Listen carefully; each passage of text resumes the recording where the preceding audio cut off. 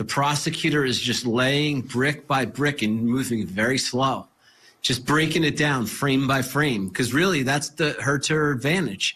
The fact that, I don't know what's going to be said here, but did she give her right name? Did she give her pedigree information, the date of birth? I'm expecting maybe some testimony about them.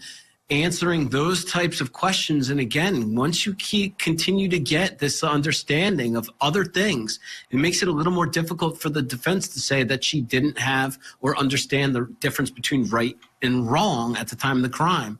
So that's what they're doing, envisioning where the real fight's going to be, and that's going to be at the end on the disease or defect and whether it affected her right to know right from wrong. I could see jurors feeling that way about it. How do they get around that? They're going to have to get this expert to say that's all part of the psychosis, Dave. Yeah, look, it goes both ways. I mean, she looks like she's maybe mentally ill as she's walking through that public place with that knife.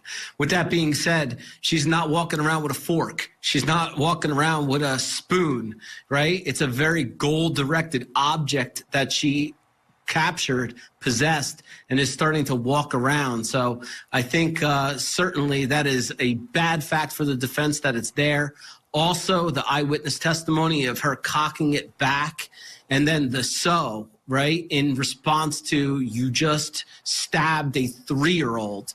And if believed, that is a reasonable response, although not necessarily rational, but at least not she's showing that she understands the question, and it's a response that is appropriate to the question. Now, you saw what the defense did on that, and you saw him mention, Dave, that he thought that was the most important thing he testified to, right? Because directly after the incident, if she seems to understand and is responding to him, that's hurtful to the defense's case, claiming she didn't know what was going on. How do you think the defense handled it? Will this jury believe what he wrote at the time, or are they going to believe what he testified to on the stand?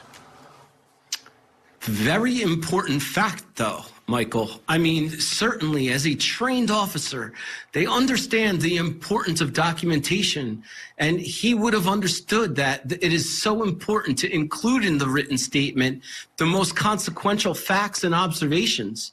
And getting him to admit that probably the most important piece of evidence coming before this jury that he's deliberating and bringing to them was not in the written statement. But the prosecutor, in the redirect examination, got back into the emotion and brings out this evidence that he was consoled by the fire chief. And thank God he was there. It's like the prosecutor just got to get back into the emotion one more time in that redirect. Yeah, she